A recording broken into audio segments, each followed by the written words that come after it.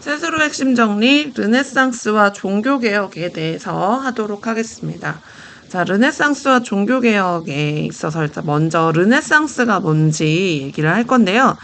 르네상스라는 말은 부활 또는 재생이라는 것을 의미합니다. 그래서 부활, 재생이라는 건 뭐가 부활하고 뭐가 재생되느냐라는 거는 고대의 그리스와 로마의 문화가 14, 16세기에 다시 일어나는 거, 다시 부활하는 거. 그래서 그리스, 로마의 그 고전 문화 부흥 운동이 바로 르네상스라고 보시면 되겠는데, 이 르네상스는 이탈리아에서 먼저 발생을 합니다. 그래서 이탈리아에서 왜 먼저 발생했느냐, 이것도 이제 문제로 자주 출제가 됐는데요. 고대 로마 제국의 중심지였습니다. 그쵸? 로마는 이탈리아에 있죠. 그래서 로마의 문화가 그대로 보존이 되어 있었고요. 그리고 지중해 무역의 중심지로 경제적 번영을 이룹니다. 아까 지난번에 중세 유럽의 변화 얘기하면서 지중해 교역권 얘기했던 거 기억나시나요? 지중해 교역권을 중심으로 해서 그 동방무역의 중심지였었단 말이에요. 그래서 지중해 무역의 중심지로 경제적 번영을 이뤘기 때문에 그래서 부유한 상인이 많습니다. 부유한 상인이 많고, 그리고 군주, 지금 이탈리아에는 통일국가가 없어요. 그래서 도시국가의 군주들이 서로 인기를 얻기 위해서라도 문예활동을 더 장려하는 경향이 좀 있었습니다. 그래서 이탈리아에서 돈도 많고 정치적으로 후원도 해주고 해서 르네상스가 발생을 하게 되는데요. 이 이탈리아 르네상스의 특징은 그리스와 로마의 고전을 수집하고 정리하는 것을 통해서 인문주의라는 것을 발달시킵니다. 인문주의라는 거, 휴머니즘이라는 건 뭐냐? 그 중세는 신앙이 중심이었잖아요. 신학을 철학의 신여로 삼을 정도로 중요한 학문으로 생각을 할 정도였는데, 이 르네상스 인문주의에서는 휴머니즘에서 단어에서 알 수 있듯이 제일 중요한 게 뭐예요? 인간이야, 인간. 종교 물론 중요하지만 인간의 관심을 가진 그런 주의라고 이해하시면 될 것 같아요. 그래서 인문주의, 휴머니즘 발달하면서 이때 예술 분야가 발달하는데, 최초의 근대인이라고 칭해지는 사람이 바로 페트라르카입니다. 그래서 페트라르카의 최초의 인문주의자라고 이해하시면 되고요. 그 다음에 보카치오는 데카메론이라는 그 흑사병을 피해서 숨어 있는 사람들이 서로 이제 얘기하면서 이렇게 얘기 나누는 그런 내용으로 담겨진 그 작품이거든요. 그래서 보카치오의 데카메론이라든지 마키아벨리의 군주론. 자, 여기도 다 나와 있지만 인간이 중심이에요. 인간에 대해서 관심을 가지고 있어요. 인간의 개성적인 내용, 이런 내용 하고 있거든요. 그래서 더 이상 종교가 핵심이 아니라고 이해하시면 되겠어요. 그래서 미술에서 레오나르도 다빈치의 인체비라도라든지 사람의 어떤 형태의 모습인지 이거에 관심을 가지게 되고요. 미켈란젤로, 라파엘로, 물론 종교적인 그림 조각상 많이 했어요. 하지만 인간의 모습을 되게 사실적으로, 자연의 모습을 사실적으로 묘사했다라는 게 중세와는 다르게, 그리고 이때 원근법 등장하고요. 투시도법, 이렇게 미술적인 거, 이런 것들이 발달하고, 또 이때 유화도 발달하고, 이런 것들이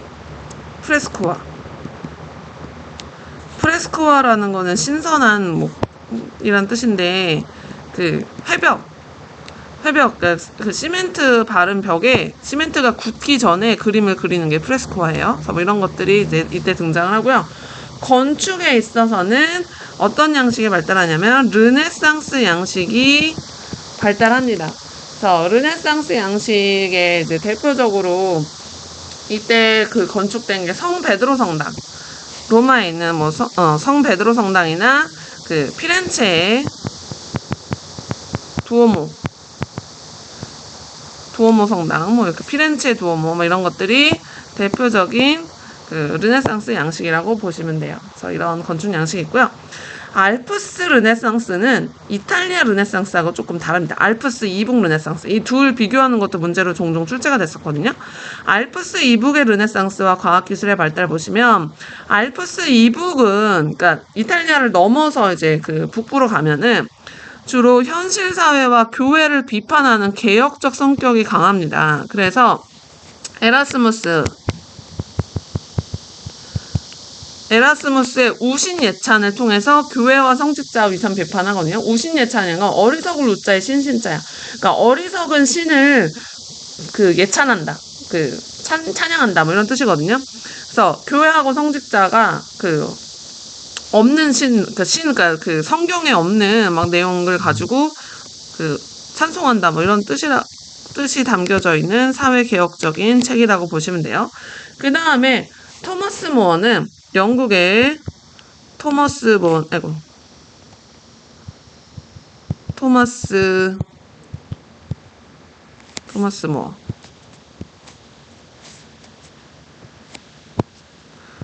토머스 모어는 유토피아라는 책을 통해서, 유토피아가 그게 뭐 지상 낙원 뭐 이런 뜻이잖아요. 낙원이란 뜻인데 그게 되게 역설적으로 빈부격차가 없는 이제 이상사회의 모습을 제시라고는 돼 있지만 부조리한 현실을 비판하는 거야. 실제로 없는 사회.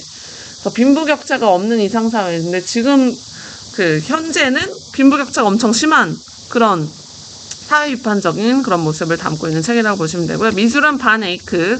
아까 제가 북유럽 르네상스에서 유화를 얘기를 했는데, 사실 유화는 알프스 이북에서, 그러니까 이탈리아 르네상스가 아니라 알프스 이북에서 처음 만들어졌어요. 그래서 유화 기법을 반 에이크 형제가 만듭니다. 그 다음 브리얼이라는 사람은 서민 생활 묘사를 했어요. 그리고 문학은 국민문학. 여기서 말하는 국민문학이라는 건 뭐냐면 자국어로 된 문학.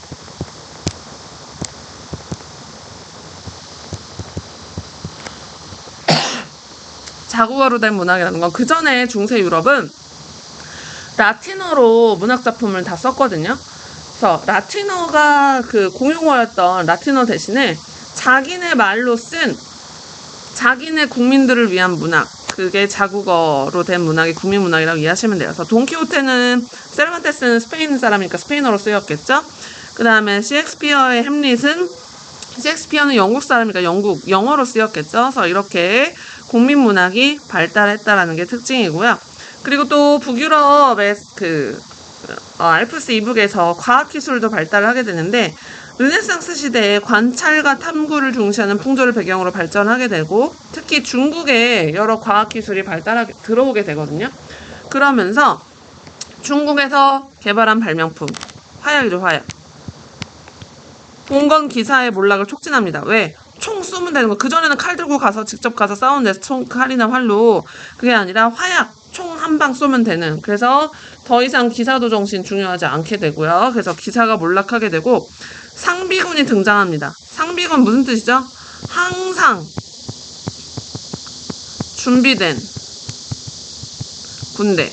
그전에는 기사들이 평소에는 영주를 생활하다가 그러다가 이제 전쟁 때만 유사시에만 나갔었는데, 이제 항상 전쟁을 준비하는 상비군이라는 게 등장을 하고요. 그리고 이제 군사비 비중도 더 커지고, 그리고 또 중국에서 뭐를 전례가 되냐면 나침반을 통해서 원거리 항해가 가능하게 됩니다. 이게 이 나침반이 유럽 세계 팽창에 기여했다라는 거는 새로운 항로 개척을 가능하게 만들었다라고 이해하시면 돼요. 그래서 나침반이 들어와서, 그전에는 방향을 정확히 모르니까 멀리 나갈 생각을 못했단 말이에요. 물론 별을 보고 알긴 하지만 구름 끼면 어떡해요? 별 안 보이는데. 그래서 밤에 알 길이 없잖아요. 그래서 그런 것처럼 그랬는데, 이제 나침반을 통해서 이제는 정확한 길을 알게 되니까, 방향을 알게 되니까, 그래서 신항로 개척하게 되는 원동력이 되게 되고요. 그 다음에 또 뭐가 들어오게 되냐면 활판 인쇄술. 쿠텐베르크가 고안했다라고 하지만 지금 요즘의 역사학계에서 어떻게 얘기가 나오고 있냐면, 조선의 활판 인쇄술이 전래됐다라고 많이 얘기하고 있어요. 그래서 동서무역이 활발해지면서 쿠텐베르크가 그걸 배워왔다. 그래서 어쨌든 활판 인쇄술이 유럽에 전파돼서 르네상스와 종교개혁 확산에 기여했다. 특히 뭐를 찍어내요? 성서를 그전엔 필사해서 수도원에만 가지고 있었단 말이에요. 그래서 성서를 인쇄를 해서 누구나 다 성서를 읽을 수 있게, 가질 수 있게 된 거죠. 그러면서 사상이 확산돼요. 여러 생각들이 확산하게 하는데 기여를 하게 되는 거죠. 그래서 결국에는 종교 개혁도 일어나게 된 거죠. 그래서 종교개혁을 마지막으로 제가 정리를 해보면, 종교개혁은 이제 제 지난번에 얘기했던 위클리프나 후스 이런 사람들이 성서에 없는 거 믿지 마라 막 이런 얘기 했던 거 기억나시죠? 그런 사람들의 영향을 받은 루터가 교황 레오 10세가 뭘 했냐면, 성 베드로 성당을 지으는데 돈이 모자른 거야. 돈이 모자르니까 뭐를 판매했냐면 면벌부라는 걸 판매합니다. 면벌부 또는 다른 말로 뭐라고 하냐면 면죄부라고도 하는데, 면죄부가 뭐야? 죄를 면하게 해주는, 벌을 면하게 해주는 부. 뭐 어떻게? 돈을 내면 천국 갈 수 있다. 지옥 갈 일도 돈으로 사서 지옥 안 가게 해준다. 뭐 이런 식으로 이제 면벌부를 팔았단 말이에요. 그러다 보니까 이거는 성서에 없는 거냐. 그야말로 없는 내용이에요, 면벌부는. 그래서 루터가 95개조 반박문을 발표를 하면서 비텐베르크 성당에 이제 성당에다 붙여놔요. 왜 성서에 없는 거 파냐? 교회 타락 비판하면서 95개조 반박문을 발표를 하니까, 교황의 입장에서는 이걸 팔아야 성 베드로 성당 짓는데 루터가 방해한 거잖아요. 그래서 루터를 또 파문하거든요. 그래서 루터를 파문하면서, 그러면서 이제 루터파하고 카톨릭하고 신성로마 제국 내에서 막 싸워요. 싸우니까 우리 그만 싸우자, 종교 전쟁 그만하자라고 해서 아우크스부르크에서 화해하는 회의예요. 화의라는 거는 화해하는 회의를 열어요. 그래서 아우크스부르크 화의에서 신앙의 자유 인정이라고 하지만, 이 신앙의 자유는 누구의 신앙의 자유냐? 이거는 지배자의,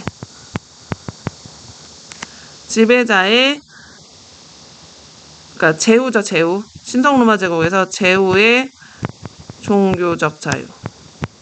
특히 어느 파? 루터파만. 루터파 한정이에요.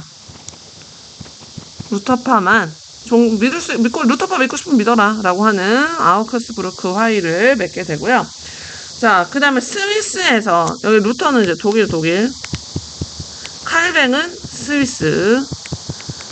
스위스에서 뭘 주장하냐면, 어차피 천국 갈 사람, 지옥 갈 사람은 이미 다 정해져 있다. 하느님은 다 알고 계셔. 예수님은 다 알고 계시거든. 그게 예정돼 있다라는 예정서를 주장을 합니다. 그래서 예정서를 주장을 하면서, 그래서 종교적 지도자, 그러니까 성직자 말고 종교적 지도자인 장로가 정치적으로 이끄는 장로제 도입하면서, 그래서 검소한 직업 생활 강조하고, 그래서 어차피 다 천국 갈 사람이 정해져 있으니까 이 직업생활, 검소한 직업생활 강조하면서 뭘 하냐면 직업 소명설. 우리가 상인인 것도 농민인 것도 다 누가 주신 거야? 하느님이 주신 거야. 하느님이 주신 거니까 이 주신 직업을 열심히 일만 하면 돼. 그러니까 어쨌든 천국 갈 사람, 지옥 갈 사람 정해져 있어. 예수님만 믿으면, 하느님만 믿으면 다 갈 사람은 가. 이렇게 얘기를 하다 보니까 신흥 상공업자들이 정말 좋아합니다. 그 이유는 상인들은 자기 이득을 위해서 한다라고 해서 되게 욕심 많고 탐욕스러운 존재로 성서에도 그려지거든요.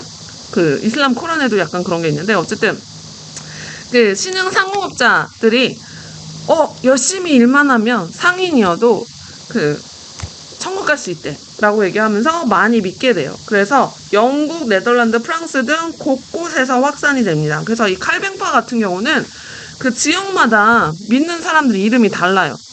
영국에서는 칼뱅파를 뭐라고 하냐면 청교도라고 하고요. 스코틀랜드 쪽에서는 장로파라고 하고, 네덜란드의 칼뱅파를 고이센이라고 합니다. 고이센이라고 하고, 프랑스의 칼뱅파를 위그노라고 해요. 그래서 나라마다 지칭하는 게 다르지만 결국에는 다 누굴 얘기하는 거냐? 칼뱅파를 믿는 사람들을 말을 합니다. 청교도, 장로파, 고이센, 위그노 다 칼뱅파를 얘기해요. 자, 영국의 종교개혁은 조금 결이 달라요. 영국의 종교개혁은 헨리 8세의 결혼 문제하고 결부가 됩니다. 헨리 8세가 자기 형이 일찍 죽었어요. 왕세자였던 형이 일찍 죽으면서, 근데 이제 왕세자였던 형이 누구랑 결혼했었냐면 에스파냐의 캐서린, 아라곤의 캐서린이라고도 하거든요. 아라곤의 캐서린이라는 신성로마 제국 쪽에 공주하고 결혼해요. 그러니까 이사벨라 여왕 딸이거든요. 캐서린. 그래서 캐서린하고 결혼을 했는데 엄청난 지참금을 가지고 땅도 많이 가지고 와서 결혼을 했는데 그 아들이 죽었어. 이제 헨리 8세 아빠가 이제 헨리 7세인데 헨리 7세가 만약에 자기 아들 죽었다고 캐서린이 돌아가 버리면 그 지참금 다 토해내야 되고 땅도 다 토해내야 돼. 그게 너무 아까운 거죠. 그래서 둘째 아들인 헨리 8세하고 다시 결혼을 시킵니다. 그래서 헨리 8세는 자기 형수하고 결혼을 한 거잖아요. 뭐 물론 고구려의 형사치수제도 있었지만 이 형수하고 결혼했다는 것에 대한 약간 죄책감 내지는 그 아라곤의 캐서린하고 사이에 메리라는 딸 하나 낳고 아들을 낳는 족족 죽어요. 아들을 낳는 족족 죽고 그러니까 결국엔 살아남은 아들이 없는 거죠. 그래서 자식을 잘 못 낳아. 그러니까 이거는 하느님이 나를 벌하시는 거다. 형수랑 결혼했다고 벌하시는 거다라고 얘기하고 근데 때마침 그때 앤 블링이라는 여자가 헨리 8세를 막 꼬셨어. 나랑 결혼해, 이혼해, 막 이렇게 얘기하는데 가톨릭에서는 이혼을 허락하지 않죠. 게다가 교황이 신성로마 제국의 간섭을 받고 있는 상황에서 신성로마 제국 황제의 고모였던 캐서린하고 헨리 8세하고 이혼을 시킬 수가 없는 거죠. 그래서 이혼을 안 시켜. 혼인 무효를 시켜야 되는데 이 혼인 무효를 안 시켜줘. 그래서 헨리 8세가 열받아서 그러면 로마 교황이 영국 교회의 수장 아니고 영국의 왕인 내가 영국 교회의 짱이 되겠다. 그게 수장법이에요. 그래서 수장법을 선포해서 영국은 로마 가톨릭으로부터 이탈을 합니다. 그래서 영국 국교회가 확립이 되죠. 그래서 영국 국교회는 교리는 다 똑같아. 다 똑같은데 뭐만 다르냐? 영국의 교회의 짱은 교황이 아니라 영국 국왕이에요. 그게 영국 국교회의 특징이에요. 그래서 그 로마 카톨릭하고 거의 대동소이예요. 물론 신부님 결혼할 수 있어. 영국 국교회의 신부님은 결혼 가능합니다. 그거 외에는 거의 비슷하다라고 해요. 그 다음에 로마 가톨릭의 대응을 보면 어쨌든 다 지금 루터도 그렇고 칼뱅도 그렇고 헨리 8세도 그렇고 로마 가톨릭에서 다 이렇게 떨어져 나가잖아요. 그거를 이제 해결하기 위해서 일단 로욜라라는 사람이 예수회를 설립을 해서 포교 활동에 이제 시동을 걸고요. 그 다음에 이거를 해결하기 위해서 종교회의를 엽니다. 트리엔트라는 곳에서 종교회의를 열어요. 그래서 트리엔트 공의회를 통해서 면벌부 판매는 그래 중단 오케이. 하지만 교황의 권위가 있는 존재. 교황의 권위는 인정. 교리 재확인하고 그리고 이단을 판별하기 위한 종교재판소라는 걸 설치를 합니다. 이 종교재판소로 마녀사냥 많이 당했어요. 그래서 어쨌든 종교재판소를 설치를 하고요. 지금 여기에 이제 종교전쟁 얘기가 나오는데요. 이 종교전쟁은 주로 이제 칼뱅파들이 일으킨 전쟁이라고 보시면 돼요. 아까 루터파 한정 종교적 자유 얻었다라고 했잖아요. 칼뱅파는 종교적 자유 얻지 못했는데 전 유럽에 퍼졌었단 말이에요. 그래서 네덜란드의 신교도인 고이센이 전쟁을 일으켜서 어디로부터 독립? 여기 신성로마 제국 땅이었어요. 신성로마 제국으로부터 독립을 쟁취하거든요.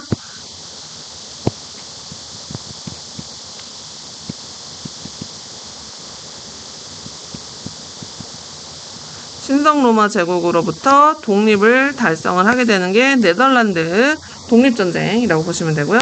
그 다음에 프랑스는 위그노 전쟁이 발발합니다. 아까 프랑스의 칼뱅파를 위그노라고 한다라고 했죠. 그래서 프랑스 왕실이 그 로마 가톨릭이었는데 이게 이제 그 발루아 왕조였거든요. 이때 발루아 왕조가 로마 가톨릭이었는데 이 발루아 왕조의 대가 끊겨요. 대가 끊기면서 그 부르봉 왕가가 새로 생기는데 그 부르봉 왕가는 원래 그 위그노였거든요. 위그노 출신의 이제 부르봉 왕가였는데 왕이 되려면 로마 가톨릭으로 개종했어야 됐어요. 그래서 로마 가톨릭으로 개종하고 왕이 된 사람이 바로 앙리 4세입니다. 그래서 앙리 4세가 뭐를 내리냐면 낭트 칙령이라는 걸 내려요. 낭트 칙령을 통해서 그래 종교적 자유 믿을 수 있다. 너네 원하고 싶은데 믿어라. 너 낭트 칙령 앙리 4세에 의해서 낭트 칙령이 내려지면서 이 위그노 전쟁이 끝나게 되고요. 독일은 30년 전쟁이 이 30년 전쟁이 네덜란드 전쟁도 같이 포함되어 있어요. 그래서 30년 전쟁이 발발이 됐는데 30년 동안 박터지게 싸우고 베스트팔렌에서 그만 싸우자. 그래 너 믿고 싶은 거 믿어. 베스트팔렌 조약을 통해서 드디어 개인의 종교적 자유를 허용을 하게 됩니다. 그래서 칼뱅파의 종교적 자유가 이때에 인정이 돼요. 그래서 종교전쟁, 이 30년 전쟁을 최후의 종교전쟁이라고 봐요. 그래서 최후의 종교전쟁이라는 거는 크리스트교 내에서. 그래서 크리스트교의 그 후에 이제 이런 30년 전쟁과 같은 종교전쟁은 없습니다. 왜냐하면 이 30년 전쟁에 유럽의 많은 국가들, 프랑스, 신성 로마 제국, 덴마크, 스웨덴 이런 나라들 다 결부되거든요. 그래서 이제 국제전쟁이었어요. 예, 국제전쟁이었기 때문에 그래서 이제 최후의 종교전쟁이라고 하는데 그 후로는 이런 국제전쟁이 없었습니다. 그래서 여기까지가 르네상스와 종교개혁에 대한 스스로 핵심 정리였습니다.